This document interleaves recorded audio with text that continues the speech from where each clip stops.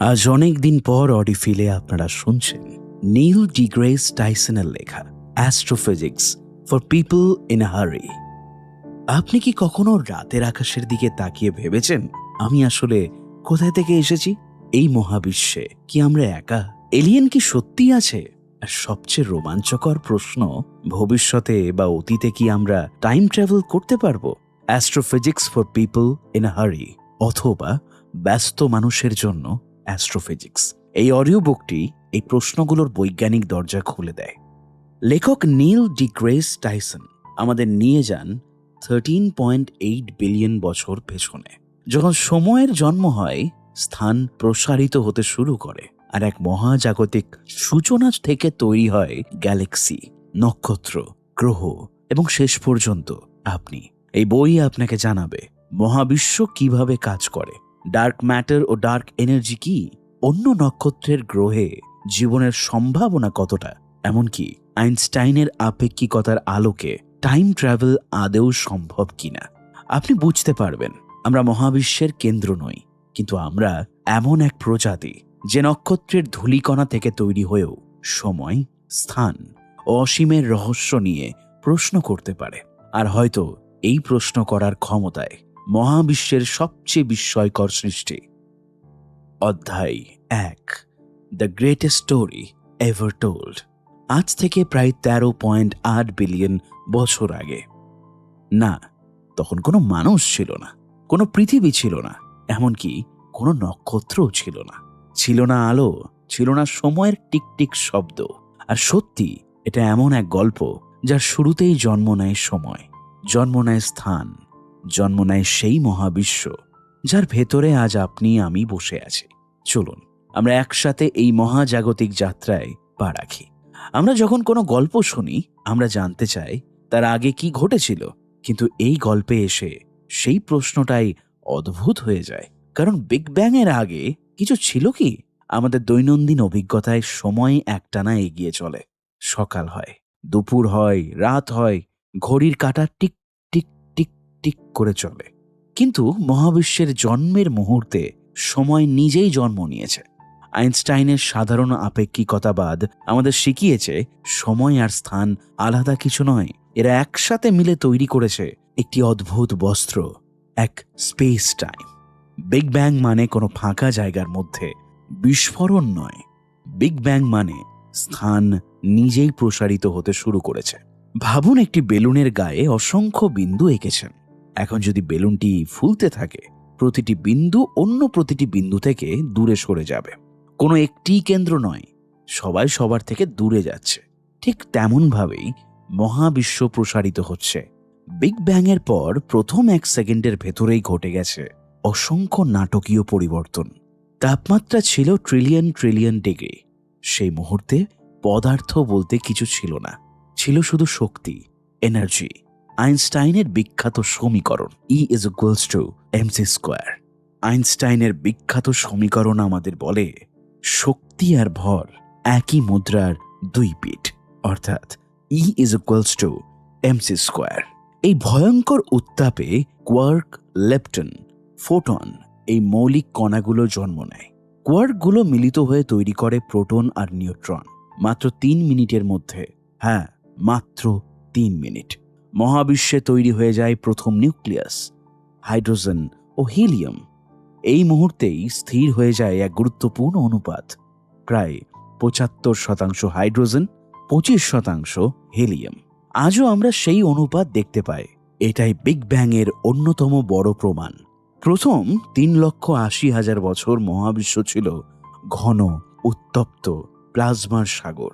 ইলেকট্রনগুলো মুক্ত ছিল, ফোটন বা আলো তাদের সাথে বারবার ধাক্কা খাচ্ছিল। আলো মুক্তভাবে চলতে পারছিল না।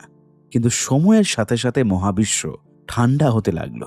একসময় তাপমাত্রা এতটাই কমলো যে প্রোটন আর ইলেকট্রন মিলিত হয়ে নিরপেক্ষ পরমাণু তৈরি করলো। হঠাৎ করেই আলো মুক্ত হয়ে গেল। এই মুক্ত আলো আজও আছে।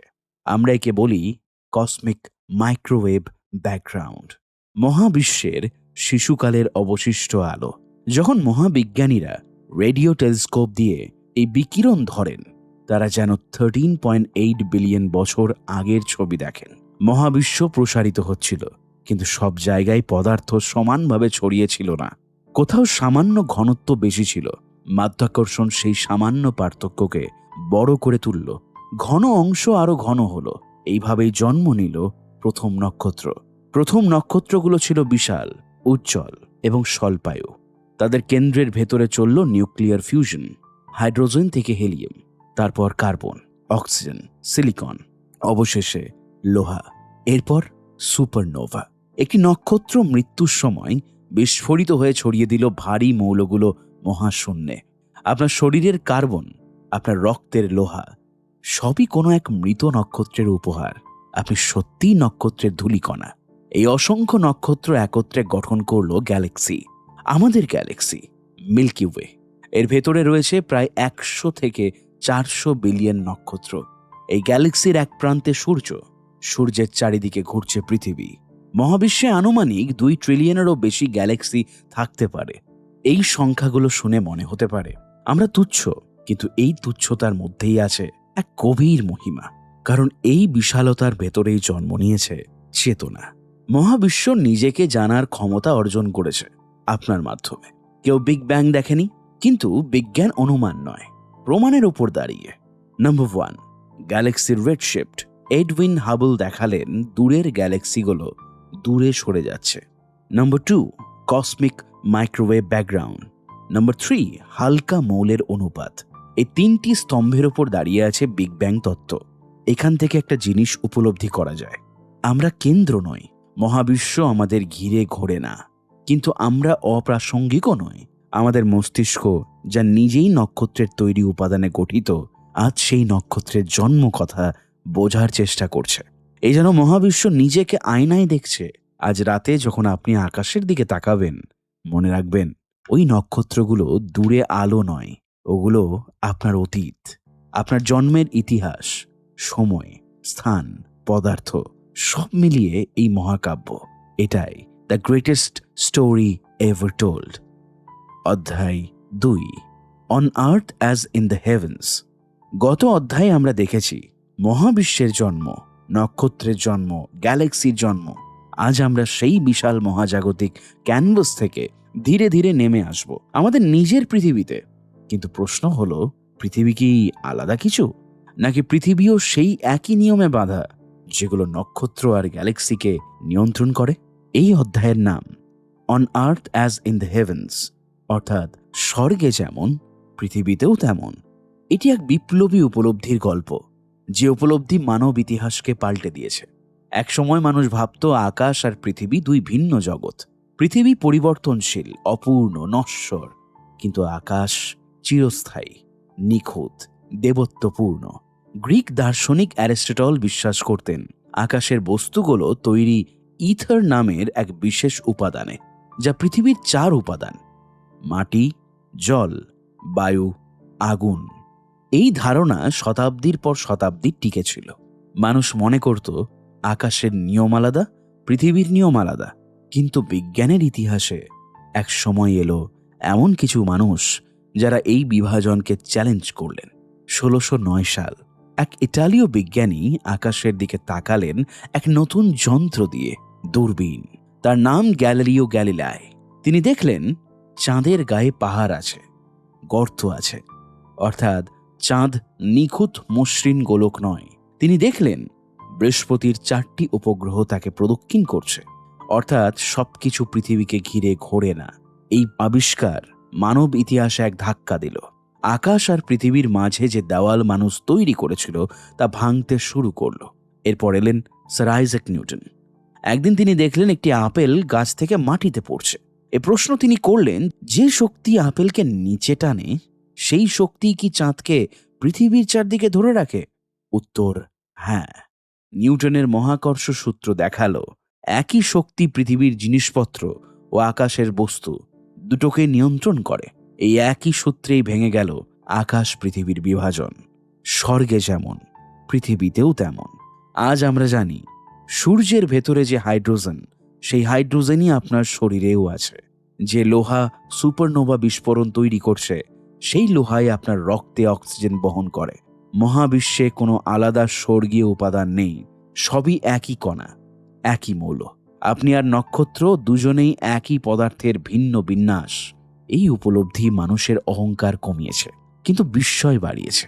পৃথিবীতে আপনি যদি একটি বল ছুড়ে দেন, তা একটা নির্দিষ্ট বেগে উঠবে ও নামবে। এই সমীকরণই নক্ষত্রের গতি ব্যাখ্যা করে।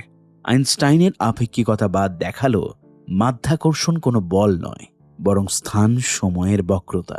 এই একই বক্রতার মাধ্যমে সূর্যকে প্রদক্ষিণ করছে পৃথিবী, আর একই বক্রতা দূরের গ্যালাক্সিকেও প্রভাবিত করছে। কোনো আলাদা নিয়ম নেই, সবই এক মহাজাগতিক গণিতের অংশ। একসময় মানুষ ভাবত পৃথিবী অপরিবর্তনীয়, কিন্তু ভূবিজ্ঞান দেখালো পৃথিবীর পৃষ্ঠ সরে যায়, মহাদেশ ভেঙে যায়, নতুন মহাদেশ গড়ে ওঠে। পৃথিবীও এক গতিশীল গ্রহ। যেমন নক্ষত্র জন্মায়, বাঁচে, মরে, তেমনি গ্রহও পরিবর্তিত হয়। পৃথিবীও মহাবিশ্বের নিয়মের বাইরে নয়। জীবন কি কোনো অলৌকিক ঘটনা? না, জীবন ও রসায়নের নিয়ম মেনে চলে। কার্বন, হাইড্রোজেন, অক্সিজেন, নাইট্রোজেন, এই মৌলগুলো জীবন গঠন করেছে। এগুলো পৃথিবীতে তৈরি হয়নি, এগুলো এসেছে নক্ষত্রের ভেতর থেকে। অর্থাৎ জীবনও মহাজাগতিক। এই উপলব্ধি যে আকাশ আর পৃথিবী আলাদা নয়, মানব সভ্যতায় এক বিশাল মানসিক বিপ্লব এনেছে।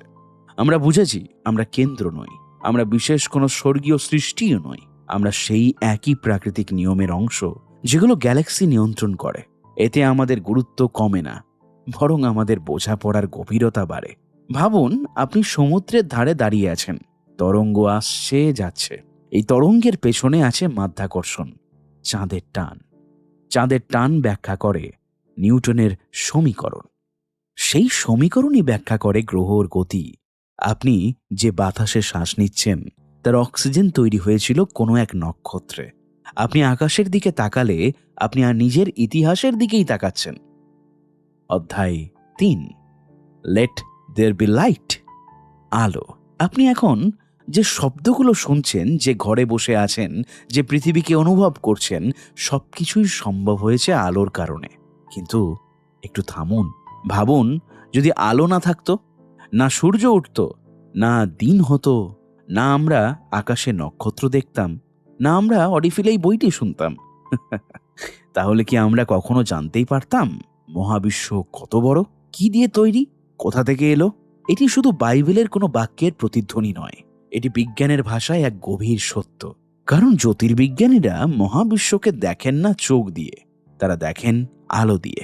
মহাবিশ্ব এত বিশাল যে আমরা কখনো সরাসরি কোনো নক্ষত্রে গিয়ে তার নমুনা আনতে পারবোই না।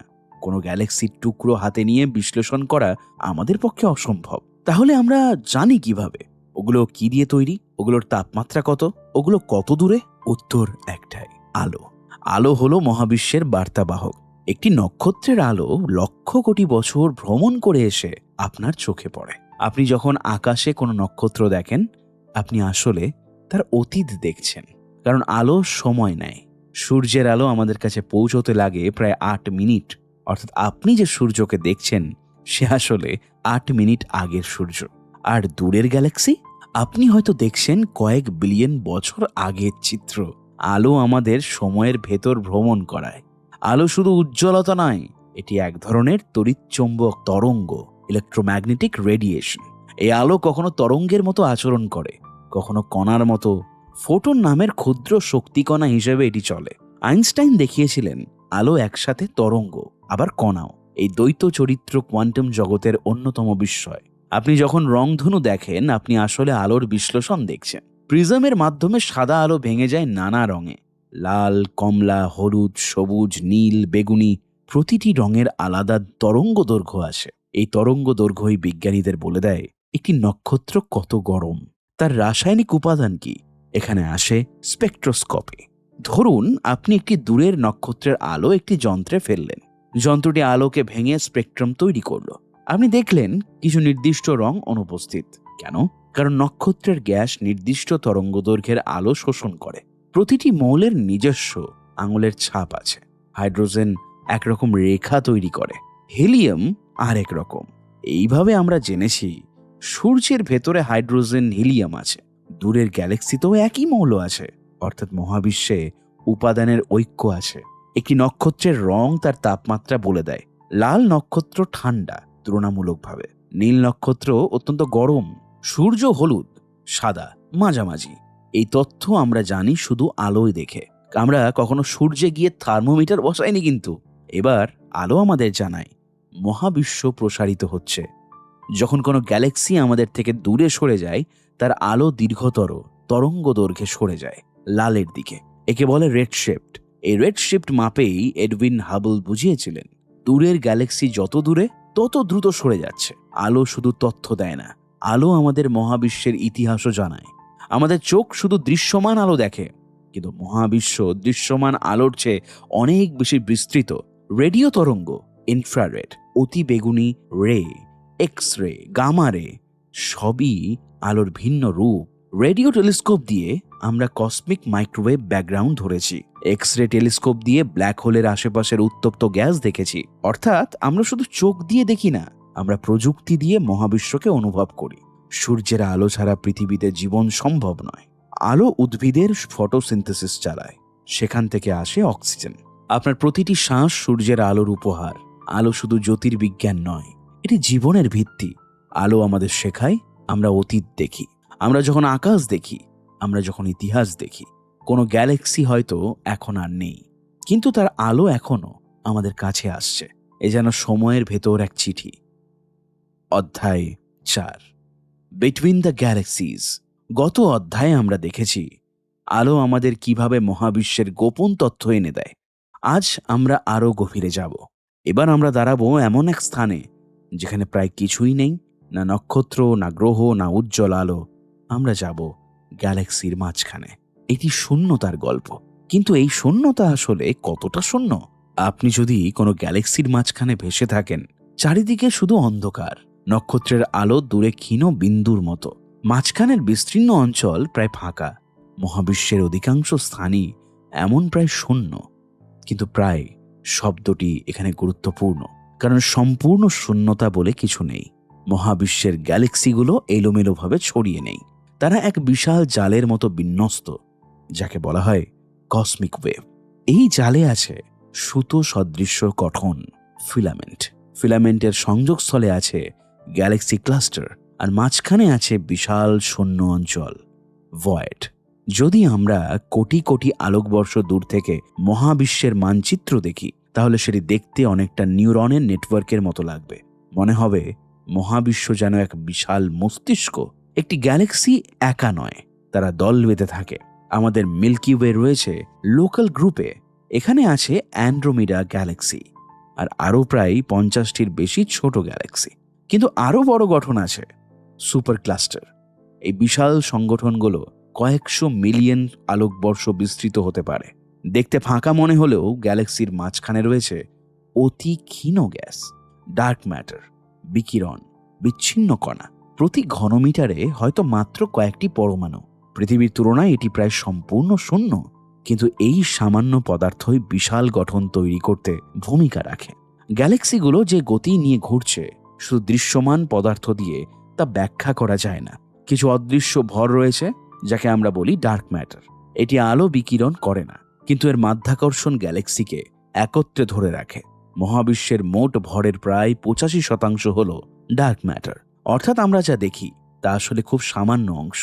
গ্যালাক্সির মাঝখানে থাকা গ্যাস এতটাই বিরল যে তাকে প্রায় শূন্য ধরা হয়।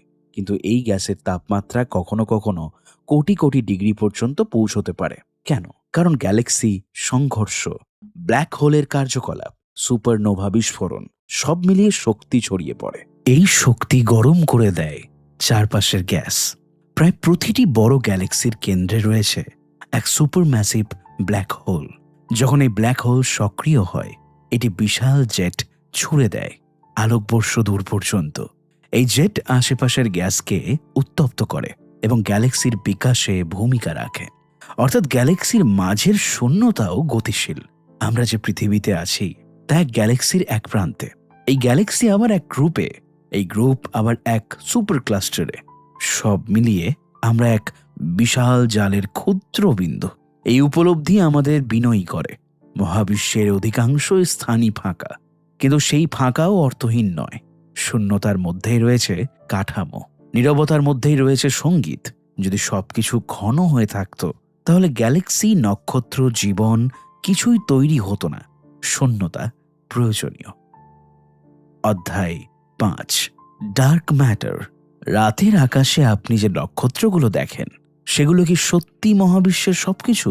যা দেখা যায় সেটাই কি বাস্তবতার পুরো গল্প? এটি এমন কিছুর গল্প যা আমরা কখনো দেখিনি, তবুও যার উপস্থিতি অস্বীকার করার উপায় নেই। এই যেন এক অদৃশ্য চরিত্র যে মঞ্চে নেই, কিন্তু পুরো নাটক তার ইশারায় চলছে। বিংশ শতাব্দীর শুরুতে জ্যোতির্বিজ্ঞানীরা গ্যালাক্সির গতি মাপতে শুরু করেন। তারা দেখলেন গ্যালাক্সির প্রান্তের নক্ষত্রগুলো এমন গতিতে ঘুরছে যা দৃশ্যমান ভর দিয়ে ব্যাখ্যা করা যায় না। নিউটনের মাধ্যাকর্ষণ সূত্র অনুযায়ী কেন্দ্র থেকে যত দূরে যাবেন ঘূর্ণের গতি কমার কথা, কিন্তু বাস্তবে দেখা গেল গতি প্রায় একই রয়ে যাচ্ছে।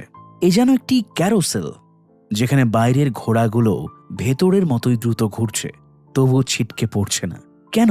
কারণ সেখানে অতিরিক্ত ভর আছে যা আমরা দেখতে পাচ্ছি না। 1930-এর দশকে জ্যোতির্বিজ্ঞানী ফ্রিটজ জোভিকি গ্যালাক্সি ক্লাস্টার পর্যবেক্ষণ করেন। তিনি দেখেন ক্লাস্টারের গ্যালাক্সিগুলো এত দ্রুত চলছে যে দৃশ্যমান ভর দিয়ে তাদের একত্রে রাখা সম্ভব নয়। তিনি অনুমান করলেন অবশ্যই সেখানে অদৃশ্য ভর আছে। তিনি একে নাম দিলেন ডার্ক ম্যাটার। তখন অনেকেই তার ধারণাকে গুরুত্ব দেননি, কিন্তু সময়ের সাথে সাথে প্রমাণ জমতে লাগল। 1970-এর দশকে ভেরা রুবিন গ্যালাক্সির ঘূর্ণন গতি মাপলেন অত্যন্ত নিখুঁতভাবে। তিনি দেখালেন গ্যালাক্সির রোটেশন কার্ভ সমতল, অর্থাৎ দূরের নক্ষত্রগুলো একই গতিতে ঘুরছে। এটি স্পষ্ট প্রমাণ দিল দৃশ্যমান ভরের বাইরে আরও ভর রয়েছে। এ যেন আপনি একটি ঘরে বসে আছেন, কিন্তু দেওয়ালগুলো দেখা যাচ্ছে না, তবু আপনি তাদের ধাক্কা খাচ্ছেন। আলো সরল পথে চলে, কিন্তু যখন তা বিশাল ভরের পাশ দিয়ে যায় তখন পথ বাঁকিয়ে নেয়। আইনস্টাইনের সাধারণ আপেক্ষিকতা এটি ভবিষ্যৎবাণী করেছিল। জ্যোতির্বিজ্ঞানীরা দেখলেন দূরের গ্যালাক্সির আলো মাঝের গ্যালাক্সি ক্লাস্টারের কারণে বাঁকছে। এই বাঁক দেখে তারা হিসাব করলেন মাঝের ক্লাস্টারের ভর দৃশ্যমান অংশের চেয়ে অনেক বেশি। আবারও অদৃশ্য ভর। আজ আমরা জানি মহাবিশ্বের মোট পদার্থের প্রায় 85% হল ডার্ক ম্যাটার। দৃশ্যমান পদার্থ, নক্ষত্র, গ্রহ, গ্যাস সব মিলিয়ে মাত্র 15%। অর্থাৎ আপনি যা দেখছেন তা পুরো বাস্তবতার ক্ষুদ্র অংশ। এটাই সবচেয়ে বড় প্রশ্ন। এটি আলো বিকিরণ করে না, আলো শোষণও করে না, তাই আমরা সরাসরি দেখতে পারি না। সম্ভাব্য প্রার্থী হিসেবে বিজ্ঞানীরা বলছেন WIMPs, weekly interacting massive particles, অ্যাক্সিয়ন্স, অথবা অন্য কোনো অজানা কণা। পৃথিবীর নিচে বিশাল ডিটেক্টর বসানো হয়েছে। যদি কখনো কোনো ডার্ক ম্যাটার কণা ধরা পড়ে, ডার্ক ম্যাটার শুধু গ্যালাক্সিকে ধরে রাখে না, এটি মহাবিশ্বের কাঠামো গঠনে ভূমিকা রেখেছে। প্রথমে ডার্ক ম্যাটারের ঘনত্বের পার্থক্য তৈরি হয়, তারপর তার মাধ্যাকর্ষণ গ্যাস জমা হয়, তারপর জন্ম নেয় নক্ষত্র ও গ্যালাক্সি। অর্থাৎ আমরা আছি কারণ ডার্ক ম্যাটার ছিল বলে। ডার্ক ম্যাটার আমাদের শেখায় বাস্তবতা সব সময় দৃশ্যমান নয়। আমরা ভাবি দেখা মানেই জানা, কিন্তু মহাবিশ্ব বলে অদৃশ্য জিনিসই কখনো কখনো সবচেয়ে বেশি গুরুত্বপূর্ণ হয়। আমাদের জীবনেও কি এমন নয়? অনুভূতি, বিশ্বাস, চিন্তা দেখা যায় না, তবু এর প্রভাব অনেক গুণ বেশি। ডার্ক ম্যাটার আমাদের এক গভীর সত্য শেখায়। মহাবিশ্বের অধিকাংশ অংশ অদৃশ্য, তবু সেই অদৃশ্য ভরই গ্যালাক্সিকে ধরে রেখেছে, নক্ষত্রকে সংগঠিত করেছে এবং শেষ পর্যন্ত আমাদের অস্তিত্ব সম্ভব করেছে। আপনি যে দৃশ্যমান পৃথিবীতে বাস করছেন তার পেছনে আছে অদৃশ্য কাঠামো। মহাবিশ্বের এই রহস্য এখনো উন্মোচিত হয়নি, আর সেই অমীমাংসিত প্রশ্নই বিজ্ঞানকে এগিয়ে নিয়ে যায়। অধ্যায় 6, ডার্ক এনার্জি। এবার আমরা এমন এক শক্তির মুখোমুখি হব যা মহাবিশ্বকে শুধু ধরে রাখছে না, বরং তাকে ছড়িয়ে দিচ্ছে ক্রমশ দ্রুততর গতিতে। গত অধ্যায়ে আমরা দেখেছি ডার্ক ম্যাটার মহাবিশ্বকে একত্রে ধরে রাখে। আজ আমরা দেখব আরেকটি অদৃশ্য সত্তা যা ঠিক তার উল্টো কাজ করছে। এটি এমন এক শক্তির গল্প যা আমরা দেখি না, ছুঁতে পারি না, তবু যার প্রভাবে সমগ্র মহাবিশ্বের ভবিষ্যৎ নির্ধারিত হচ্ছে। 1920-র দশকে এডউইন হাবল দেখিয়েছিলেন মহাবিশ্ব প্রসারিত হচ্ছে, গ্যালাক্সিগুলো একে অপর থেকে দূরে সরে যাচ্ছে। তখন বিজ্ঞানীরা ভাবলেন, ঠিক আছে, প্রসারণ হচ্ছে, কিন্তু মাধ্যাকর্ষণ ধীরে ধীরে সেই প্রসারণ কমিয়ে দেবে। কারণ মহাবিশ্বে ভর আছে, ভর মানেই আকর্ষণ। সুতরাং ধারণা ছিল প্রসারণ ধীরে ধীরে কমবে। কিন্তু 1998 সালে এলো এক বিস্ময়কর ফলাফল। দুটি আলাদা গবেষণা দল দূরের সুপারনোভা পর্যবেক্ষণ করছিল। সুপারনোভা হলো বিস্ফোরিত নক্ষত্র। কিছু নির্দিষ্ট ধরনের সুপারনোভা টাইপ IA সবসময় প্রায় একই উজ্জ্বলতায় বিস্ফোরিত হয়। এগুলোকে বলা হয় স্ট্যান্ডার্ড ক্যান্ডেল। অর্থাৎ আমরা যদি তার উজ্জ্বলতা মাপি তাহলে বুঝতে পারি তারা কত দূরে। গবেষকরা দূরের সুপারনোভাগুলোর আলো বিশ্লেষণ করলেন, তারপর হিসাব করলেন তারা কত দ্রুত আমাদের থেকে দূরে সরে যাচ্ছে। ফলাফল ছিল চমকে দেওয়ার মতো। দেখা গেল মহাবিশ্বের প্রসারণ কমছে না, বরং তা দ্রুততর হচ্ছে। হ্যাঁ, আপনি ঠিক শুনেছেন, মাধ্যাকর্ষণ যেখানে টানার কথা সেখানে যেন কোনো অদৃশ্য শক্তি ঠেলে দিচ্ছে। মহাবিশ্ব শুধু প্রসারিত হচ্ছে না, ক্রমশ আরো দ্রুত প্রসারিত হচ্ছে। এই অদৃশ্য শক্তির নাম দেওয়া হলো ডার্ক এনার্জি। আমরা এখনো নিশ্চিতভাবে জানি না, কিন্তু আমরা জানি এটি মহাবিশ্বের মোট শক্তি ঘনত্বের প্রায় 68%। ডার্ক ম্যাটার যেখানে প্রায় 27%, দৃশ্যমান পদার্থ মাত্র 5%।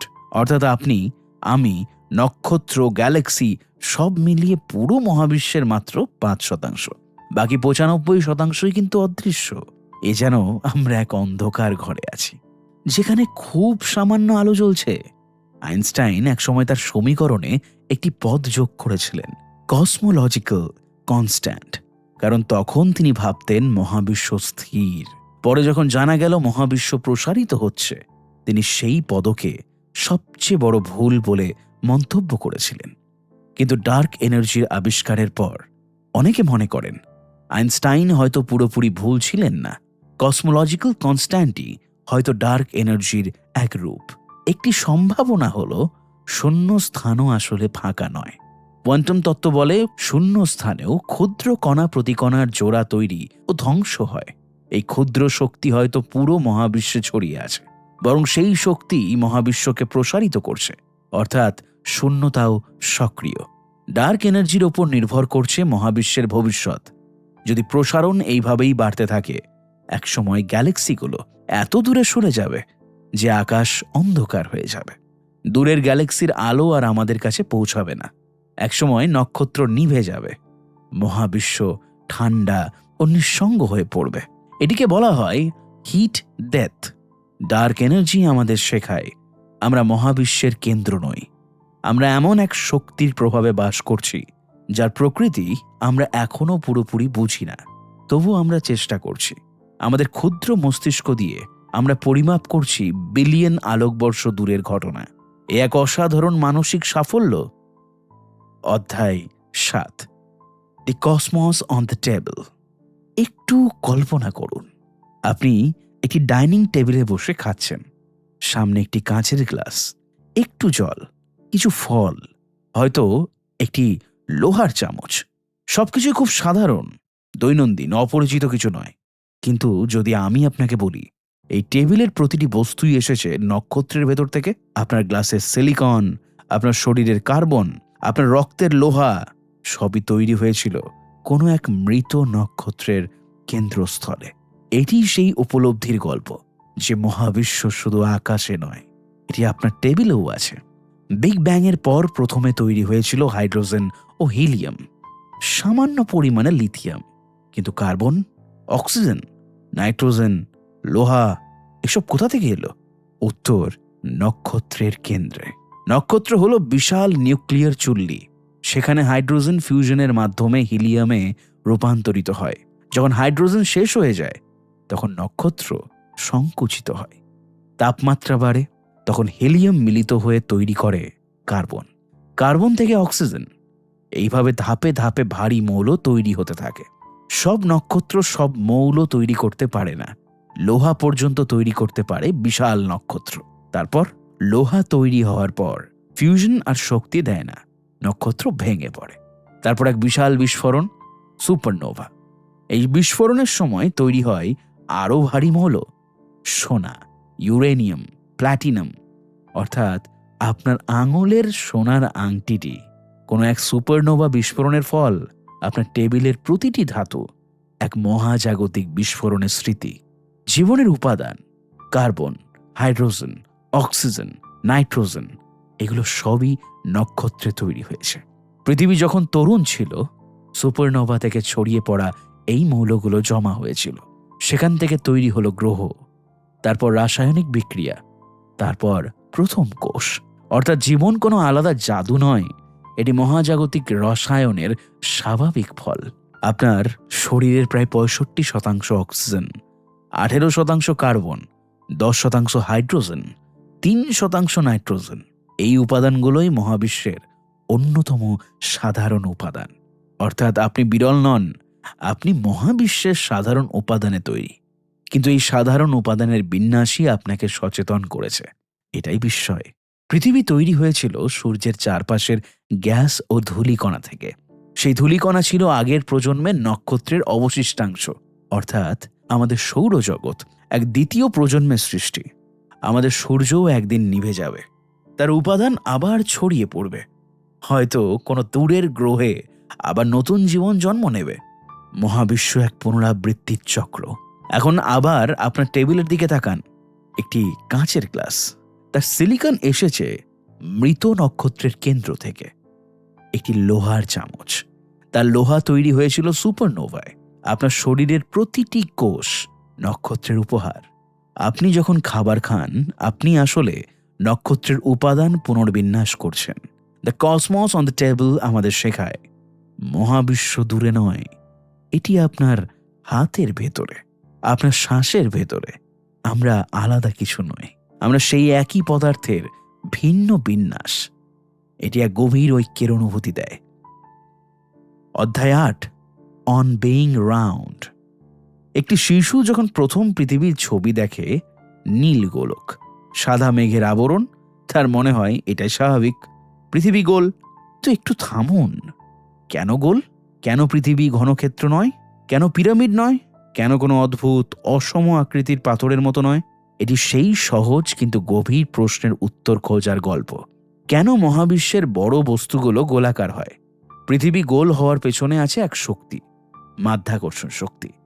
মাধ্যাকর্ষণ সবকিছুকে কেন্দ্রের দিকে টানে, সব দিক থেকে সমানভাবে টানে। যখন কোনো বস্তু যথেষ্ট বড় হয়, তার নিজের মাধ্যাকর্ষণ এত শক্তিশালী হয় যে সে নিজেকে এমনভাবে গড়ে তোলে যাতে প্রতিটি বিন্দু কেন্দ্র থেকে সমদূরত্বে থাকে। এই অবস্থায় হলো গোলক। গোল আকৃতি হলো ভারসাম্যের আকৃতি। আপনি যদি একটি পাথর হাতে নেন, দেখবেন সেটি গোল নয়। কেন? কারণ তার মাধ্যাকর্ষণ খুব দুর্বল। তার অভ্যন্তরীণ কাঠামোর শক্তি মাধ্যাকর্ষণের চেয়ে বেশি। ছোট গ্রহাণু বা অ্যাস্টেরয়েডগুলো তাই প্রায়শই অনিয়মিত আকৃতির হয়। কিন্তু কোনো বস্তু যখন কয়েকশো কিলোমিটার ব্যাস ছড়িয়ে যায়, মাধ্যাকর্ষণ জয়ী হয়। সে নিজেকে গোল করে নেয়। চাঁদ গোল, মঙ্গল গোল, বৃহস্পতি গোল, কারণ এরা যথেষ্ট বড়।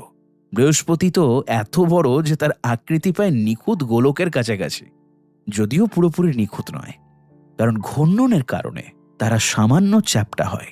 একে বলে অবলেট স্ফেরয়েড। পৃথিবীও নিখুঁত গোল নয়, ভূমধ্যরেখায় সামান্য ফোলা।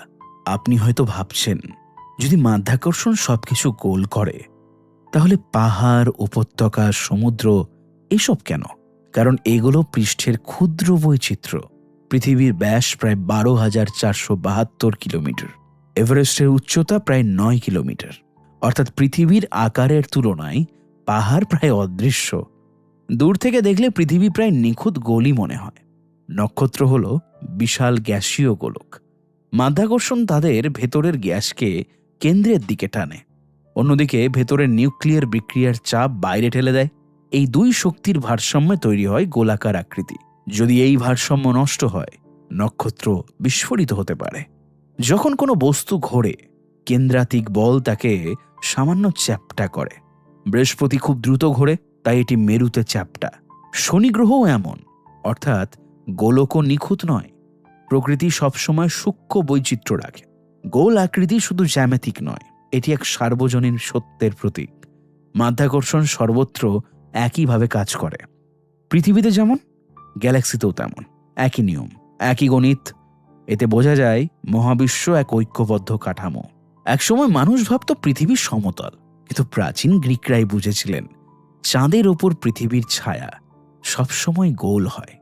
আর সমুদ্রপথে দূরে যাওয়া জাহাজের নিচের অংশ আগে অদৃশ্য হয়।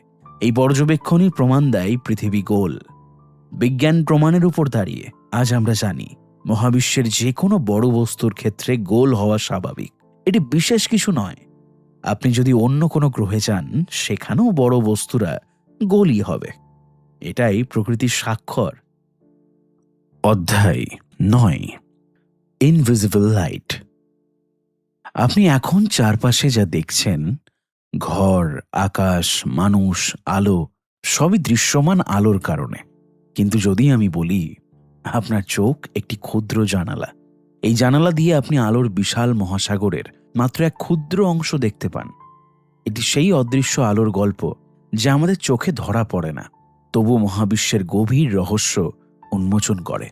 মানুষের চোখ শুধু দৃশ্যমান বর্ণালী দেখে, লাল থেকে বেগুনি, মাত্র একটি সরু তরঙ্গ দৈর্ঘ্যের পরিসর।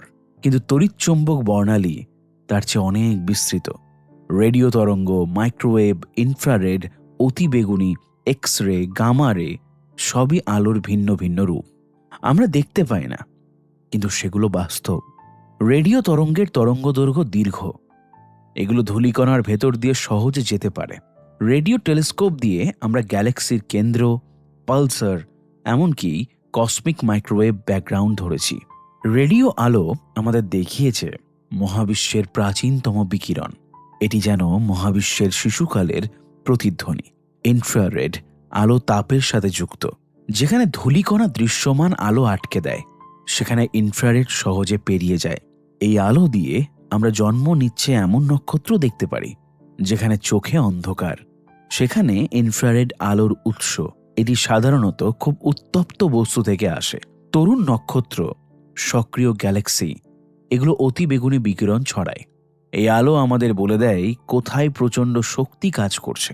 এক্স রে আসে অত্যন্ত উত্তপ্ত পরিবেশ থেকে।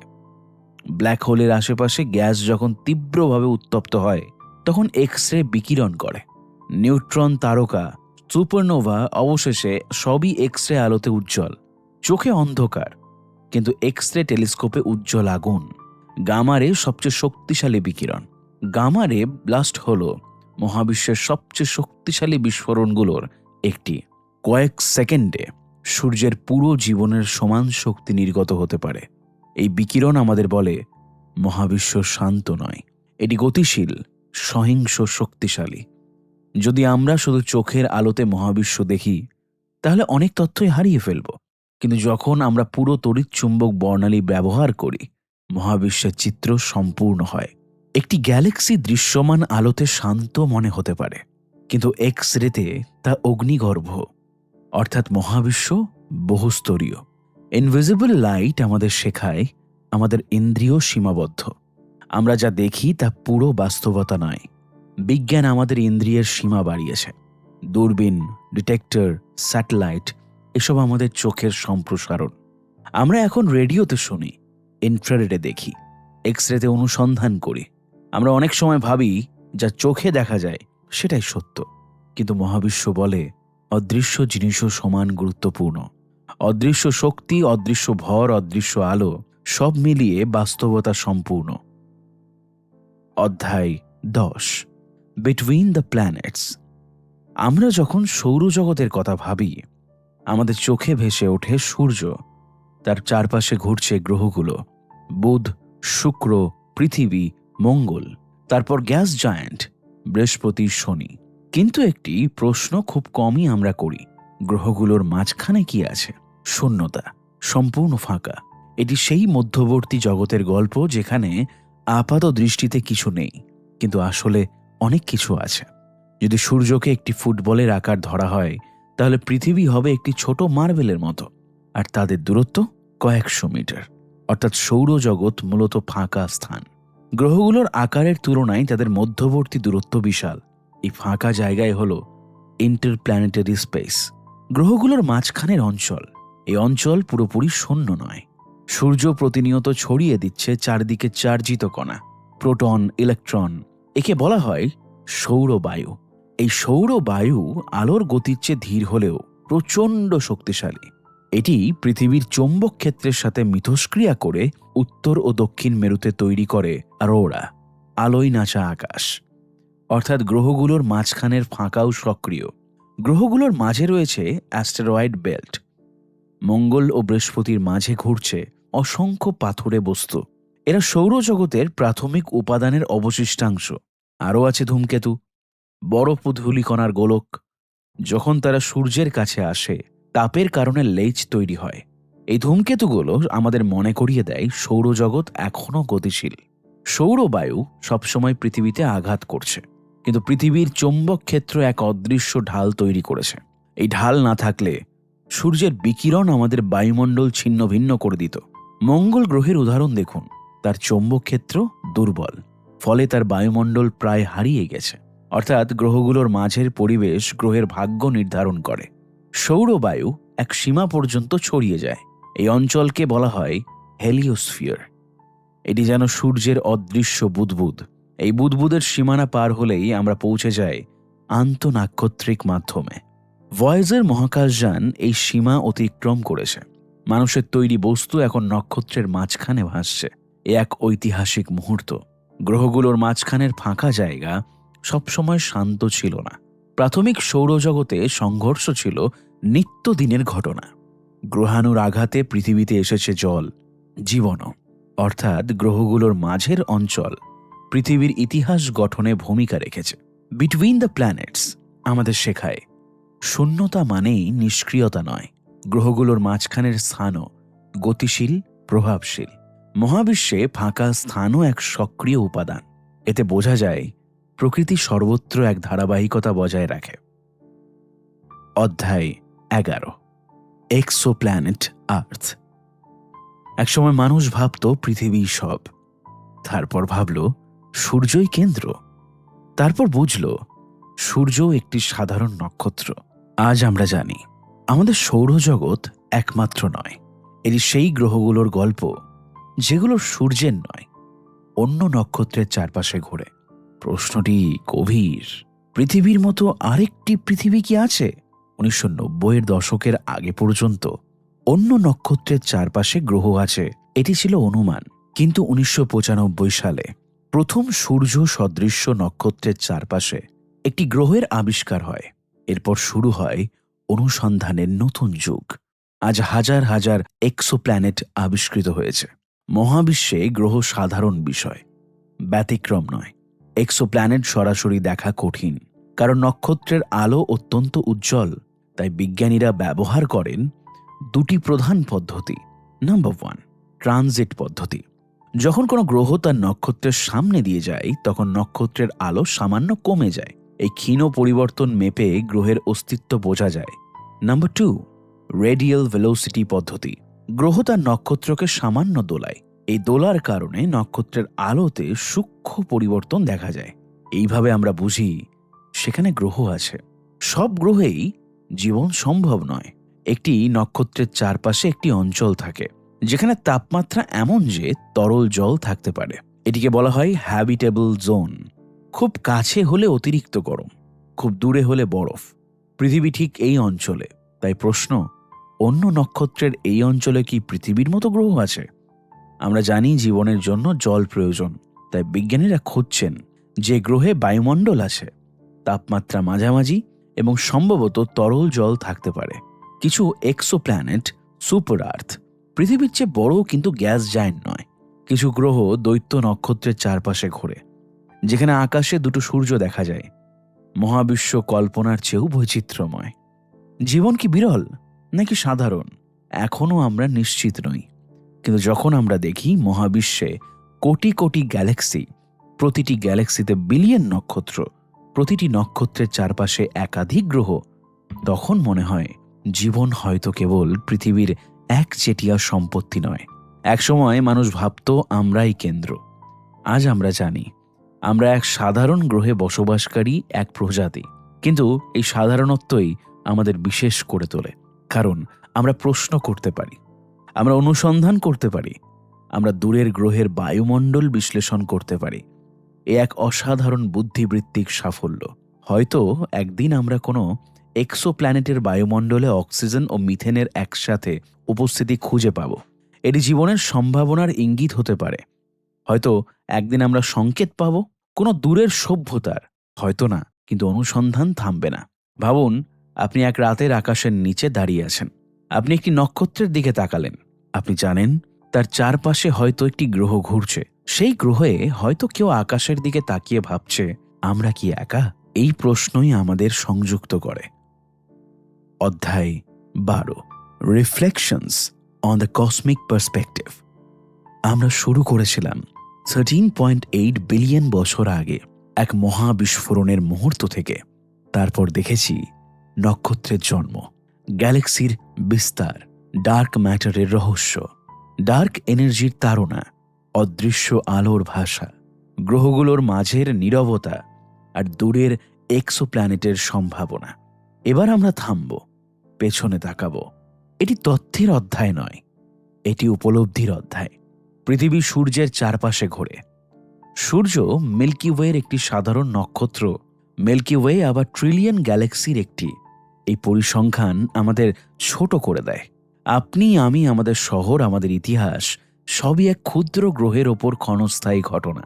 মহাজাগতিক মানদণ্ডে মানব সভ্যতার ইতিহাস কয়েক সেকেন্ডের সমান না, বরং এটি মুক্তির অনুভূতি দেয়। আমরা কেন্দ্র নই, তাই মহাবিশ্ব আমাদের বিরুদ্ধে নয়। আমাদের ব্যক্তিগত সমস্যা, আমাদের সংঘাত মহাবিশ্বের দৃষ্টিতে তুচ্ছ। এই উপলব্ধি অহংকার ভাঙে। এটি বিনয় শেখায়। আমরা সবাই একই মৌলে তৈরি, একই নক্ষত্রের ধূলিকণা। জাতি, ধর্ম, ভাষা সবই মানবিক বিভাজন, কিন্তু মহাবিশ্বের চোখে আমরা এক প্রজাতি, এক ক্ষুদ্র গ্রহের বাসিন্দা। যখন আমরা পৃথিবীকে মহাশূন্য থেকে দেখি, কোনো সীমারেখা দেখা যায় না, কোনো দেশ নেই, শুধু এক নীল গোলক। কসমিক পার্সপেক্টিভ মানে নিজেকে বৃহত্তর প্রেক্ষাপটে দেখা। যখন আপনি বুঝতে পারেন আপনার শরীরের উপাদান নক্ষত্র থেকে এসেছে, আপনার অস্তিত্ব মহাজাগতিক বিবর্তনের ফল, তখন জীবনকে আপনি নতুনভাবে দেখেন। এই দৃষ্টিভঙ্গি আপনাকে বিনয়ী করে, কিন্তু একই সাথে আপনাকে শক্তিশালী করে। কারণ আপনি জানেন আপনি এক বিশাল গল্পের অংশ। মানুষের মস্তিষ্ক নক্ষত্রের উপাদানে তৈরি, তবু সেই মস্তিষ্ক আজ নক্ষত্রের জন্ম কথা বিশ্লেষণ করছে।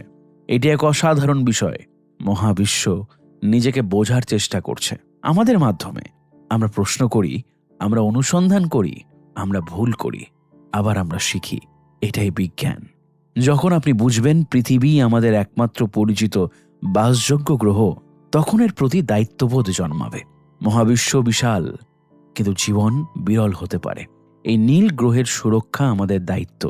কসমিক পার্সপেক্টিভ আমাদের পরিবেশ, শান্তি, মানবিকতা সবকিছুর প্রতি সচেতন করে। রাতের আকাশে তাকালে আপনি যে আলো দেখেন তা হয়তো বিলিয়ন বছর পুরনো। আপনি যখন শ্বাস নেন, আপনার শরীরের অক্সিজেন কোনো এক মৃত নক্ষত্রের উপহার। আপনি যখন ভাবেন, আপনার নিউরনের বৈদ্যুতিক সংকেত মহাবিশ্বের নিয়ম মেনে চলে। এই সংযোগই বিস্ময়ের উৎস। ভাবুন, আপনি এক নির্জন প্রান্তরে দাঁড়িয়ে আছেন, রাতের আকাশ ভরা নক্ষত্র দেখছেন। আপনি বুঝতে পারছেন আপনি অতি ক্ষুদ্র, কিন্তু একই সাথে আপনি সচেতন। আপনি মহাবিশ্বের দিকে তাকিয়ে প্রশ্ন করতে পারেন। এটিই আপনাকে বিশেষ করে তোলে। Reflections on the cosmic perspective আমাদের শেখায় আমরা কেন্দ্র নই, আমরা মহাবিশ্বের মালিক নই, আমরা অংশগ্রহণকারী, এক বিশাল বিস্ময়কর চলমান মহাকাব্যের অংশ। আমাদের জীবন ক্ষণস্থায়ী, কিন্তু আমাদের উপলব্ধি অসীমের দিকে প্রসারিত। মহাবিশ্ব বিশাল, তবু সে আমাদের ভেতরও রয়েছে। আপনি যখন আকাশের দিকে তাকাবেন, মনে রাখবেন আপনি নক্ষত্রের ধূলিকণা যে নিজেকে চিনতে শিখেছে। এটাই cosmic perspective. Astrophysics for the people in a হারি এই বইটি আমাদের শিখিয়েছে আমরা কেন্দ্র নই, আমরা ক্ষুদ্র, কিন্তু আমরা অর্থহীনও নই। আমাদের শরীরের উপাদান নক্ষত্রে তৈরি। আমাদের মস্তিষ্ক সেই নক্ষত্রের ইতিহাস বোঝার চেষ্টা করছে। আমরা একই সাথে ধূলিকণা, আবারও দর্শকও। আমরা জেনেছি ডার্ক ম্যাটার আমাদের চোখে দেখা যায় না, তবু মহাবিশ্ব ধরে রেখেছে। ডার্ক এনার্জি অদৃশ্য, তবু মহাবিশ্বকে ছড়িয়ে দিচ্ছে। অন্য নক্ষত্রের চারপাশে অসংখ্য গ্রহ আছে, হয়তো কোথাও জীবনও আছে। আর সবচেয়ে বড় কথা, মহাবিশ্বের বিশালতার মধ্যে দাঁড়িয়ে আমরা প্রশ্ন করতেই পারি। এই প্রশ্ন করার ক্ষমতায় আমাদেরকে মানুষ তৈরি করেছে, আমাদেরকে বিশেষ রূপে দরজা দিয়েছে। ধন্যবাদ।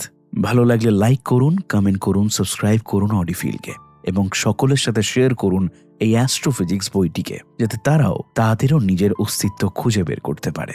ভালো থাকুন, সুস্থ থাকুন এবং কন্টিনিউ শুনতে থাকুন অডিফিল।